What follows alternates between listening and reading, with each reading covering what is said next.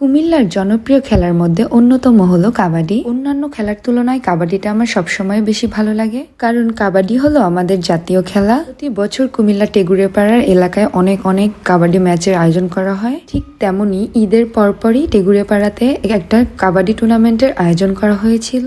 টেগুড়িয়াপাড়া হলো কুমিল্লা জেলার তিতাস উপজেলায়। আমি যেহেতু তিতাসেই থাকি, সো এত বড় একটা কাবাডি টুর্নামেন্ট হবে আর আমি যাব না, সেটা কিভাবে হয়। এই কাবাডি টুর্নামেন্টের দায়িত্বে ছিল আমাদের সবার প্রিয় তিতাসের আসিফ ভাই।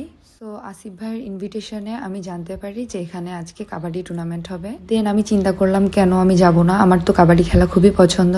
খেলা শুরু হওয়ার কথা ছিল রাত্রে 8:30 বাজে, তো আমরা 8টা বাজে উপস্থিত হই সেখানে। ধীরে ধীরে লোক সমাগম বৃদ্ধি পেতে থাকে এবং খেলার টাইম শুরু হয়ে যায়। আতশবাজি ফাটিয়ে খেলা শুরু করা হয়। ধীরে ধীরে প্লেয়াররা সবাই মাঠের মধ্যে প্রবেশ করতে থাকে। আমার তো খুবই ভালো লাগতেছিল, আমাদের তিতাসের ছোট ছোট ভাইয়ারা এই গেমটা খেলবে, আমি সেটা উপভোগ করব। আমার খুবই আনন্দ লাগতেছিল ওই টাইমটায়। সবাই ধীরে ধীরে মাঠে প্রবেশ করে এবং তাদের সাথে ফটো সেশন করা হয়। আজকের খেলাটা ছিল ছোট দল এবং বড় দল দুইটাই টেগুড়িয়াপাড়ার দল ছিল। নীল দল হলো বড় দল এবং সবুজ দল হলো ছোট দল। এরপর আমাদের সবার প্রিয় আসিফ ভাইয়া সবাইকে খেলার নিয়ম এবং সবকিছু সুন্দর মতো বুঝিয়ে দিচ্ছিল। ততক্ষণে মাঠের চারিপাশ জনসমাগমে পরিপূর্ণ হয়ে গিয়েছিল। টেগুড়িয়াপাড়া এবং আশপাশের এলাকার নারী, পুরুষ, ছেলে, মেয়ে সকল বয়সী সবাই এখানে খেলা দেখার জন্য উপস্থিত ছিল, উৎসুক জনতারা। আমিও ঠিক তার মতোই একজন, আমিও বসে যাই খেলাটা উপভোগ করার জন্য। টসের পরে খেলা শুরু হয়ে যায়। এটাই যে আমি প্রথম কাবাডি খেলা দেখেছি টেগুড়িয়াপাড়াতে বা কুমিল্লাতে তেমন কিন্তু না। কাবাডি খেলার ফ্যান আমি, সো আমি আগে পরেও অনেকবার কাবাডি খেলা দেখেছি। এবং টেগুড়িয়াপাড়া যেহেতু আমার বাসার খুব কাছেই, সো এখানে প্রায়ই কাবাডি খেলার আয়োজন করা হয়। আমিও সেটা দেখার জন্য, উপভোগ করার জন্য সেখানে উপস্থিত থাকি। কাবাডি খেলাকে আমরা বিভিন্ন নামে চিনি বাংলাদেশের মানুষ হিসেবে। বাংলাদেশের বিভিন্ন অঞ্চলে কাবাডি খেলাকে বিভিন্ন নামে ডাকা হয়। যেমন কাবাডি খেলাকে অনেক সময় কাবাডি বলা হয়, হাডুডু বলা হয়, টিকটিক বলা হয়, টেকটেক বলা হয়। আপনার এলাকায় কাবাডি খেলাকে কি বলে অবশ্যই কমেন্টসে জানাবেন। এই কাবাডি ম্যাচটা হয়েছিল একবারে হাড্ডাহাড্ডি লড়াই। আমি মাঝে মাঝে অবাক হয়ে যাই কুমিল্লার এদিকটা, অন্তত আমি তো কুমিল্লার সব জায়গায় চিনি না, তবে আমাদের তিতাস, হোমনা এদিকটা তো চিনি। তো আমাদের এদিকটার ছেলে পেলেরা বলেন বা বয়স্করা বলেন, সবাই খেলাধুলার প্রতি এতটা আকৃষ্ট, জাস্ট বলে বোঝানো যাবে না। এখানের ছেলেপেলেরা অনেক খেলাধুলা পছন্দ করে এবং তারা বিভিন্ন রকম খেলা খেলে। ফুটবল, ক্রিকেট এবং কাবাডি, এই তিনটা হলো সব থেকে জনপ্রিয়। তবে ফুটবল এবং কাবাডিটা বেশি খেলতে পছন্দ করে এই এলাকার লোকজনরা। খেলার সময় যত ধীরে ধীরে বাড়তেছিল, জনসংখ্যা ততই যেন বেড়ে যাচ্ছিল।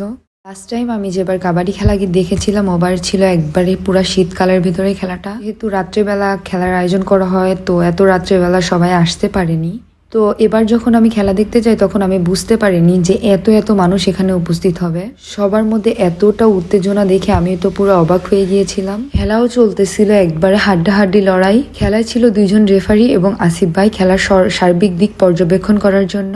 যারা কাবাডি প্লেয়ার ছিল সবাই একবারে প্রফেশনাল। সবার খেলার ধরন এবং সিস্টেমগুলো এত সুন্দর, আমার তো খুবই ভালো লাগতেছিল। আমি দেখে অবাক হচ্ছিলাম কুমিল্লার এদিকটায় এই যে তিতাসের ছেলেরা কতটা কাবাডিতে দক্ষ। তবে সব থেকে মজা লেগেছে 2 দলের 2 ক্যাপ্টেনের খেলা। 2জনই তাদের পারদর্শিতা দিয়ে দলের ক্যাপ্টেন নির্বাচিত হয়েছে। 2 দলের ক্যাপ্টেনই অনেক ভালো খেলে। পুরো টাইমটায় তারা একবারে ফুল অফ এনার্জি ছিল। মাঝে মাঝে খেলায় যদি কখনো কোনো উল্টাপাল্টা হচ্ছিল, তখন রেফারিরা সেইটা সুন্দর মতো বুঝিয়ে দিচ্ছিল। এখানে শুধু ছেলে এবং বয়স্ক পুরুষ মানুষই ছিল না, অনেক মহিলারাও ছিল। বাট যেহেতু আসলে মহিলাদের পারমিশন ছাড়া মহিলাদের ভিডিও করা উচিত না, সো আমি ক্যামেরার মধ্যে মহিলাদের নেইনি। তিতাস, হোমনা এবং কুমিল্লার এদিকে একজন ধারাভাষ্যকার আছেন, যার নাম আমার এক্স্যাক্টলি এখন মনে নেই। বাট ওনার যে ধারাভাষ্যকতা এত সুন্দর, কথা শুনলে মাইকে যখন ওনার কথা জনগণ শুনতেছিল, তখন তারা বাসা থেকে না বের হয়ে পারে নাই। সে এত সুন্দরভাবে সব খেলাটাকে উপস্থাপন করতেছিল যে মানুষ চাইলেও পারতেছিল না বাসায় বসে থাকতে। আমার মনে হয় আমাদের এই টেগুড়িয়াপাড়ার ছেলেরা যদি সুযোগ পায়, সেভাবে ন্যাশনাল পর্যায়ে অনেক ভালো পর্যায়ে খেলতে পারবে কাবাডি। তাদের খেলার ধরনও ছিল একবারে প্রফেশনালদের মতো। তারা কাবাডি খেলায় অনেক বেশি পারদর্শী। আপনারা খেয়াল করলেই দেখবেন তাদের খেলার ধরনগুলো এত সুন্দর ছিল, দেখে মনেই হচ্ছিল না তাদের বয়স অনেক কম এবং তারা ছোট ছোট মানুষ কাবাডি খেলতে এসেছে। আর কাবাডি খেলার ভিতরে অনেক অনেক ফানি মোমেন্ট ঘটে, যেগুলো আমার অনেক বেশি এসেছি। এই জন্য কাবাডি খেলাটা আমার খুবই ভালো লাগে। আর এই কাবাডি খেলাটা কবে হয়েছিল সেদিন আমি ছবিগুলো শেয়ার করেছিলাম। বাট সত্যি কথা বলতে আমি খুবই অসুস্থ, ফিজিক্যালি এবং মেন্টালি দুইভাবেই আমি অনেক বেশি দুর্বল।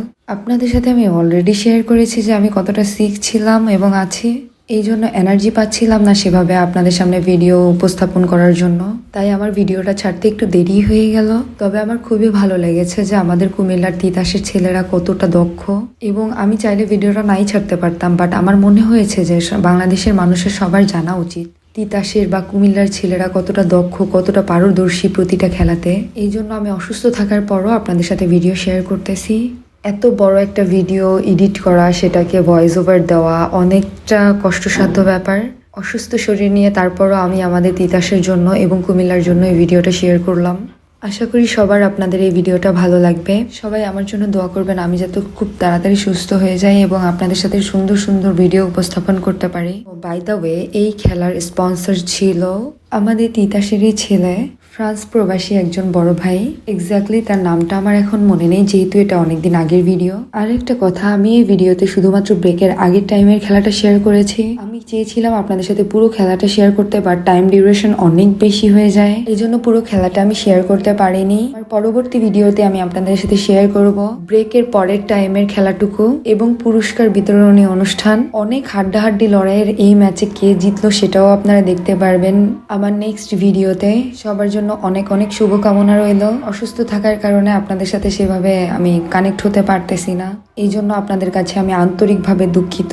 এভাবে আর কিছুক্ষণ খেলার মাধ্যমেই আমাদের শুরু হয়ে যায় ব্রেক টাইম। আমার পরবর্তী ভিডিওতে ফুল ম্যাচটা দেখতে পারবেন, কারা জিতলো সেটাও দেখতে পারবেন। সবাই ভালো থাকবেন, আল্লাহ হাফেজ।